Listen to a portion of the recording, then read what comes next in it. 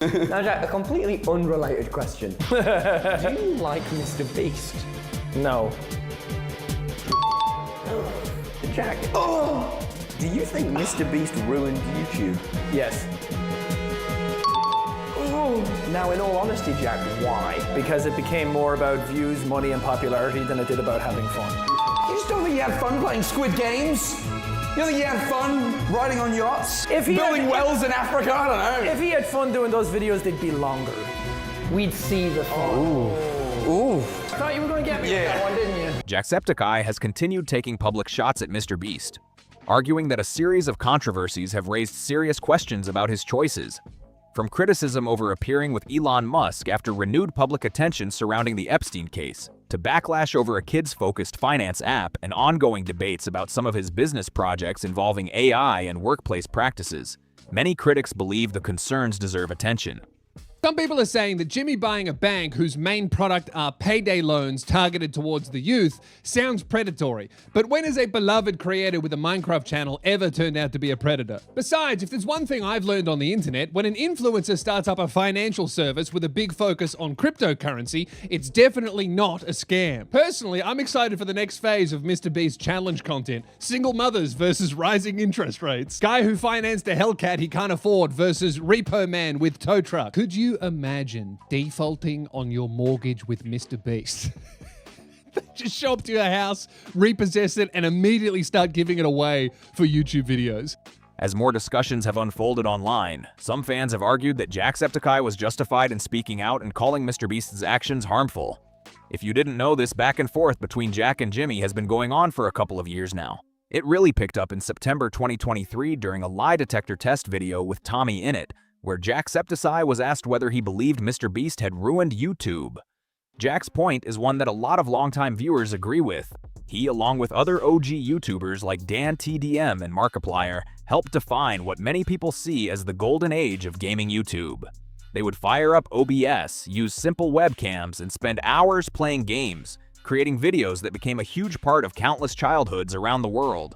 Back then, it wasn't about massive budgets, flashy editing, or giving away millions of dollars. It was mostly people sitting at their computers playing games and letting their personalities carry the content. But it won't be easy.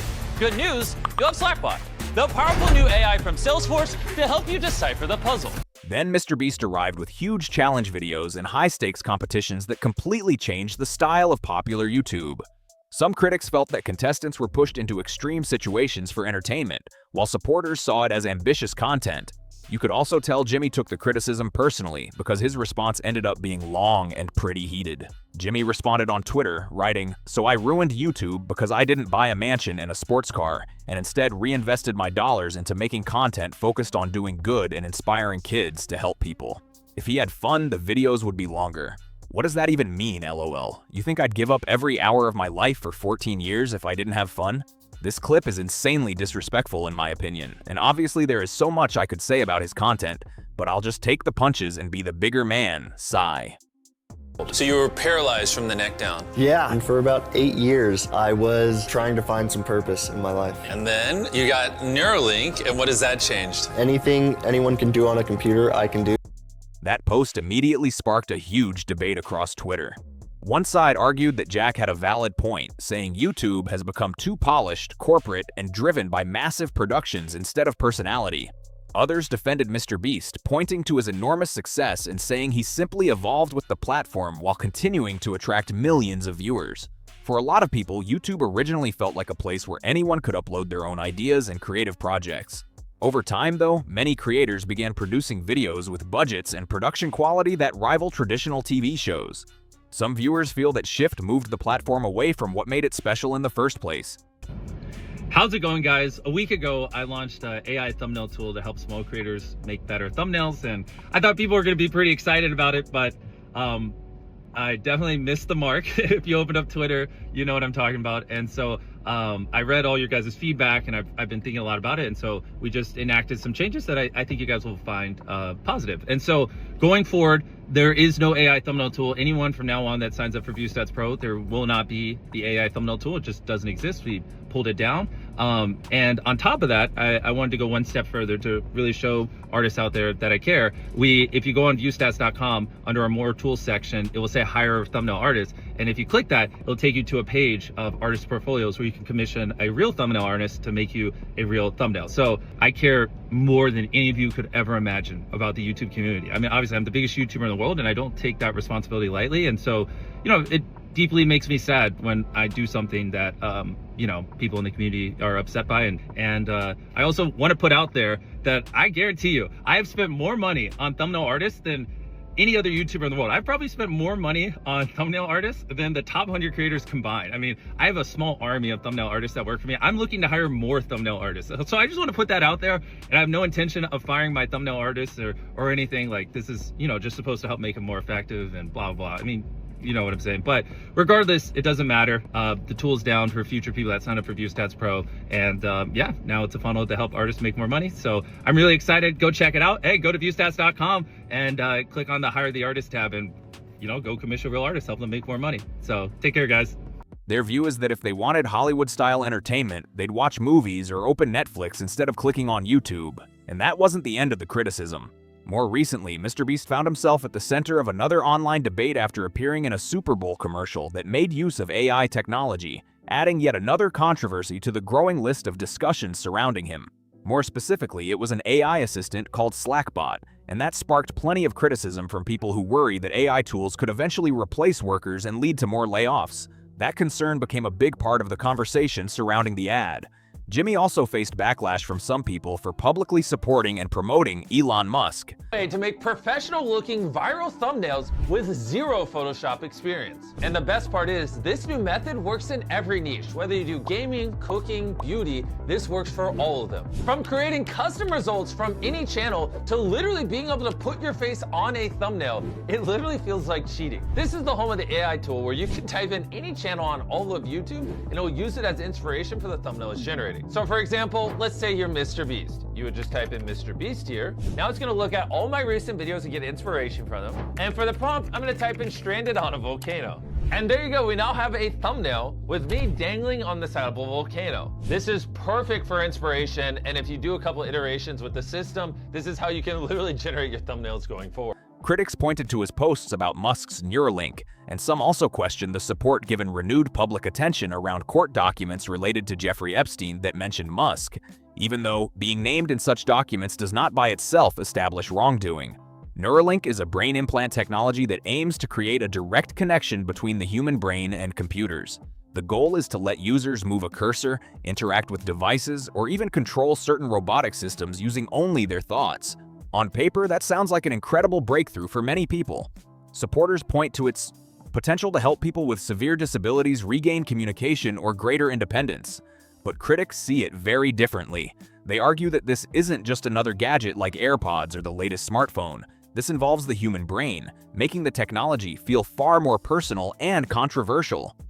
Some people also believe that promoting technology like this to a young audience could make it seem more normal before the long-term questions have been answered. To them, the idea of a private company handling technology that interacts with brain signals raises serious concerns about privacy, security, and where this kind of innovation could eventually lead. Some of the biggest concerns people raise about brain implant technology involve privacy and security. Questions like, what happens if the system is hacked? Or, how much control should any company have over technology connected to the brain? Come up all the time. While there is no evidence that devices like this can rewrite memories, control people's minds, or do the extreme scenarios sometimes imagined online, those fears show why many people want strong safeguards before the technology becomes more common. Even the thought of a security breach is enough to make some people uneasy. The controversies didn't stop there. Around the same period, MrBeast announced that he had acquired Step, a financial services app aimed at teens, in a deal that was widely reported to be worth over $1 billion. He shared the news on Twitter, writing, "I'm so excited to share that we are acquiring the financial services app Step." The announcement continued, "Nobody told me about investing, building credit, or managing money when I was growing up. That's exactly why we're joining forces with Step. I want to give millions of young people the financial foundation I never had. Lots to share soon." At first glance, that message sounded positive to many people. The idea of giving teens better financial education, helping them learn about saving, building credit, and investing seemed like a worthwhile goal, but not everyone was convinced. Critics argued that financial products aimed at younger users deserve extra scrutiny, especially if they include credit-related features or fees that could encourage people to take on debt before they fully understand the risks. Supporters, on the other hand, viewed it as an opportunity to teach financial responsibility with the right safeguards in place. That MrBeast is using child labor and slave labor for his chocolates today and has been since late 2023. When Feastables first launched in January of 2022, if you went into their FAQ, their frequently asked questions section, they proudly displayed that they were child labor free and slave labor free. As a matter of fact, in April of 2023, they doubled down and they added to their list of main menu options this option that said we're slave free. And if you clicked it, it had an entire dedicated page talking about how they were free of slave labor and child labor. But just a few months later, in October of 2023, that main page item that said we're slave free, that was removed. In addition, in the frequently asked questions section, that stuff about being child labor free and slave labor free, that stuff also disappeared. Later in May of 2024, and even to this day, there's no mention whatsoever at all about any kind of ethical sourcing of ingredients. When MrBeast first launched Feastables, it was in line with his brand. They were clearly trying to do things ethically. They actually got a certification from the Rainforest Alliance. Once you're certified, you're able to use their logo, which is a little frog, on all of your products, your website, on all of that stuff. When I saw the packaging for Feastables, both old and new, there was no Rainforest Alliance certified logo anywhere. He knew that one day they were going to get rid of that certification.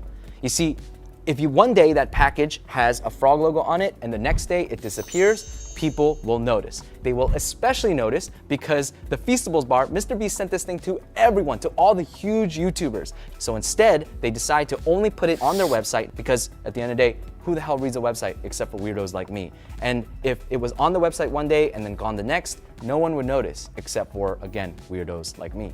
And sure enough, if you look at their website today, there's nothing about the Rainforest Alliance certification, nothing about being child labor free, nothing about being slave labor free. By doing it this way, I think they tried to fool everyone into thinking that their chocolate is still child labor free and slave labor free. The debate quickly spread across Twitter. One user quote posted the announcement writing, "If you said this guy was evil, like 2 years ago, people would try to drone strike your house."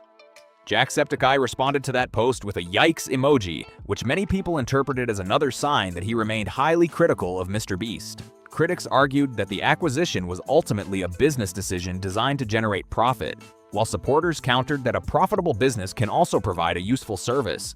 The criticism didn't stop there.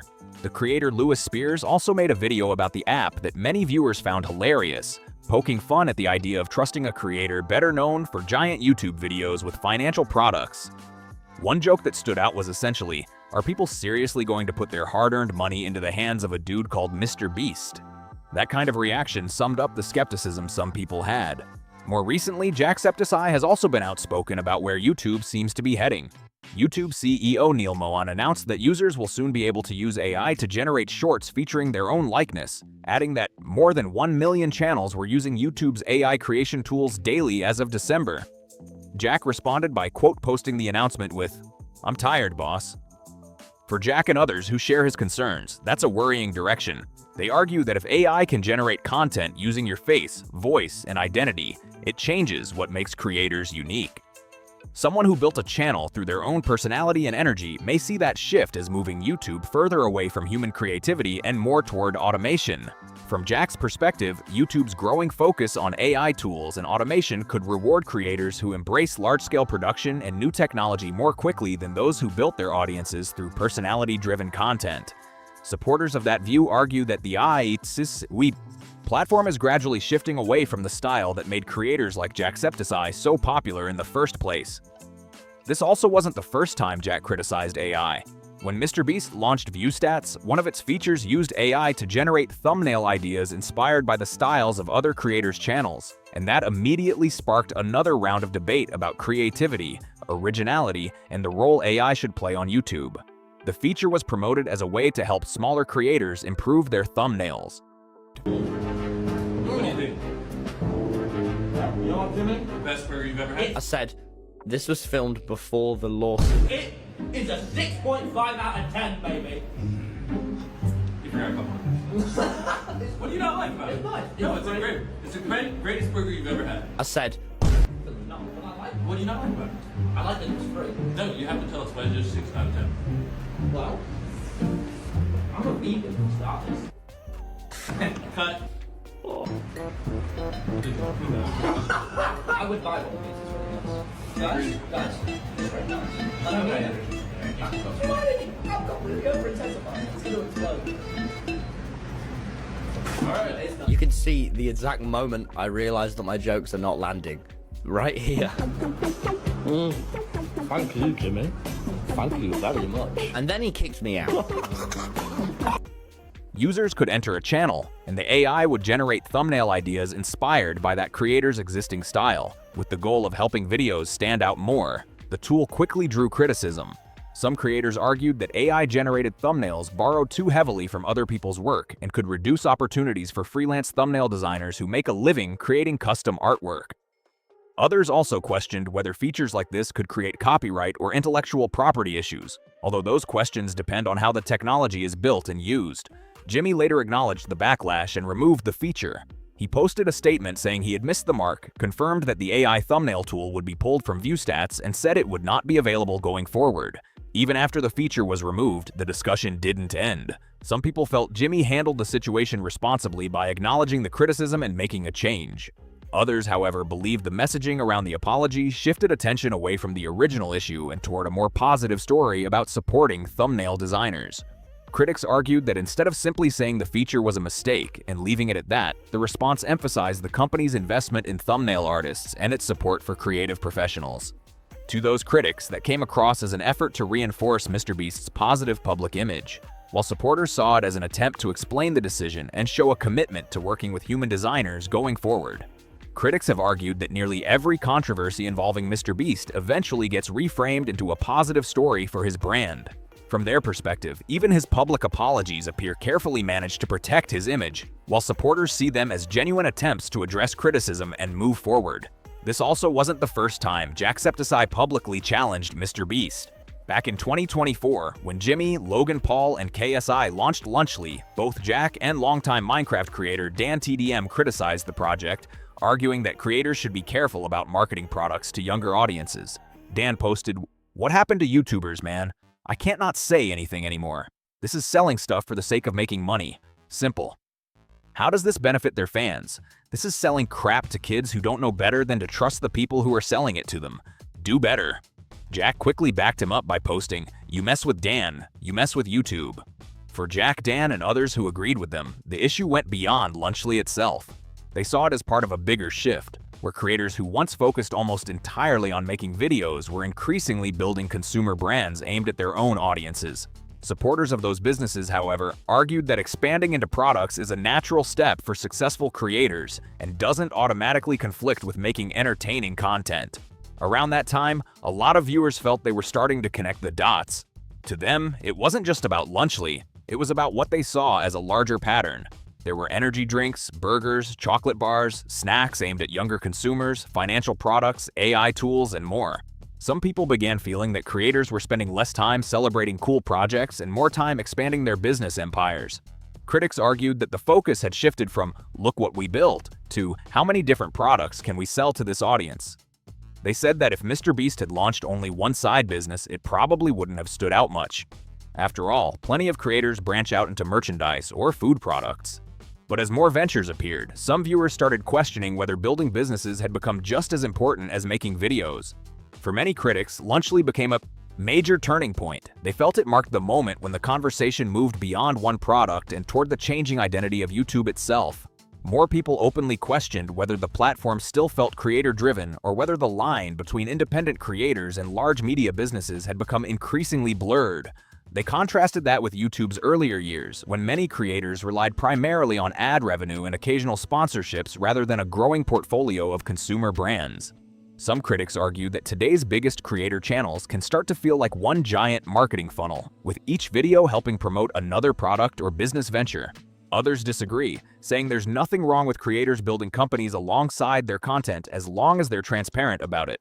One of MrBeast's biggest businesses is Feastables, which has been marketed as a chocolate brand with a simpler ingredient list than some competitors. Critics questioned whether those differences made a meaningful nutritional impact, while supporters viewed it as offering consumers another option.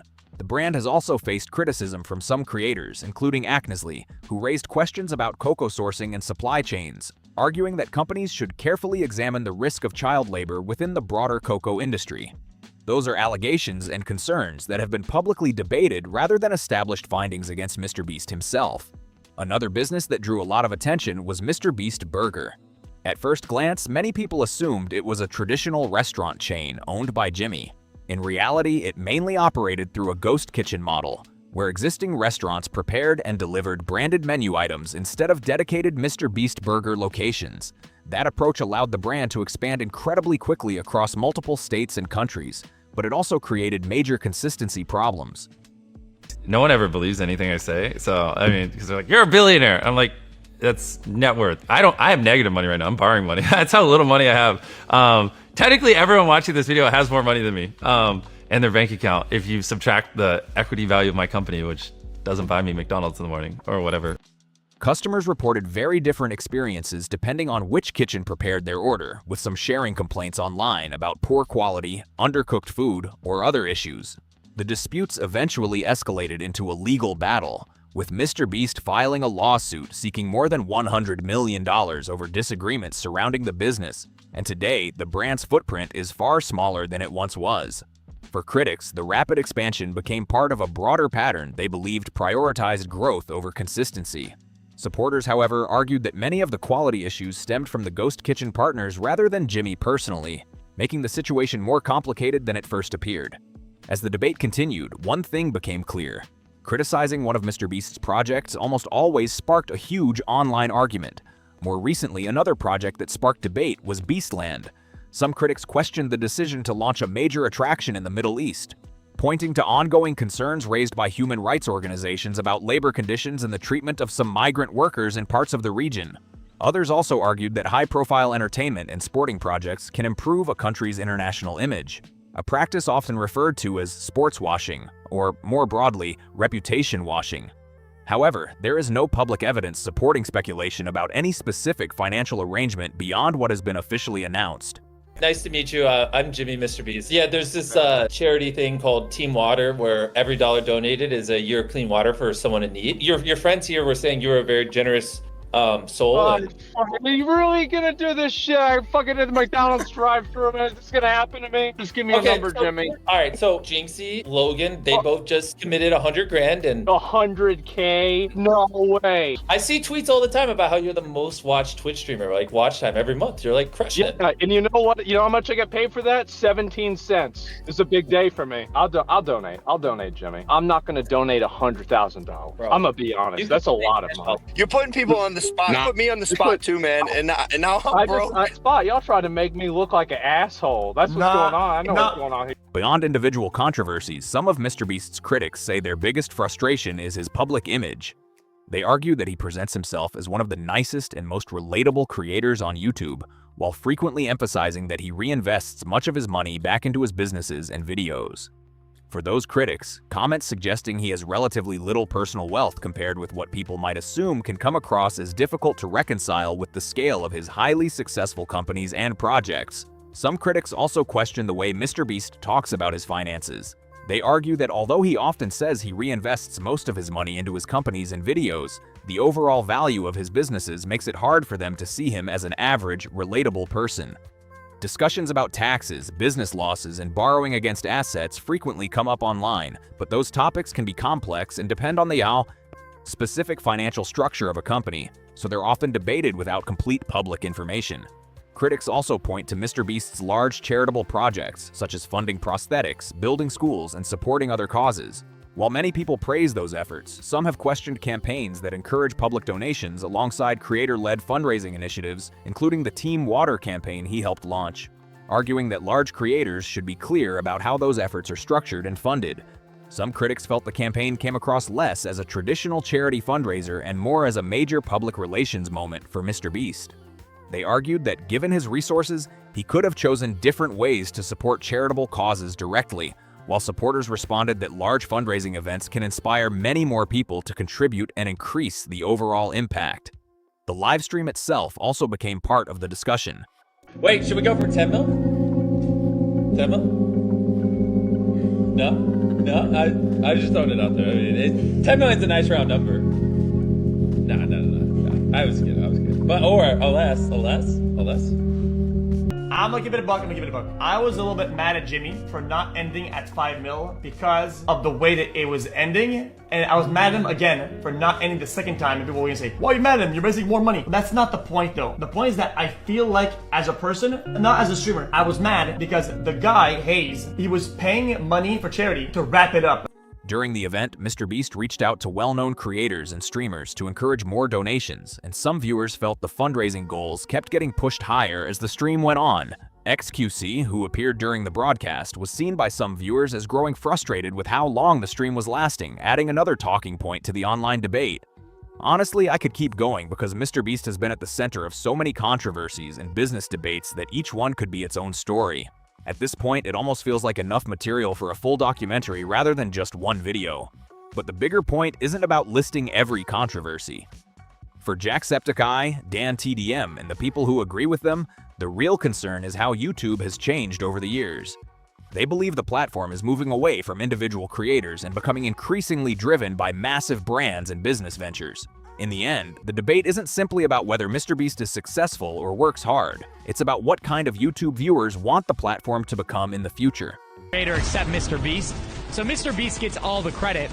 So, when he's, asking people to donate on his stream and stuff and pressuring them, and I think it's just kind of a little weird. Like, bro, when they're pressuring these creators to donate money and everything for that, I can see why some creators don't want to do it because it's MrBeast's name that gets all the recognition. Whether you agree with Jacksepticeye or not, many people would say he spotted this shift long before it became a mainstream conversation. In the beginning, most viewers simply saw MrBeast as the creator making massive challenges and over-the-top videos. But as his brand expanded and more controversies sparked debate, more people started asking bigger questions about where YouTube was heading and what creators should represent. Now it's your turn. Do you think the criticism of MrBeast is fair, or do you think he's simply a smart businessman building successful companies? And do you think Jack was right to raise these concerns years ago? Let me know what you think in the comments. If you enjoyed the video, don't forget to like, subscribe, and leave a comment. Thanks for watching, and I'll see you in the next one.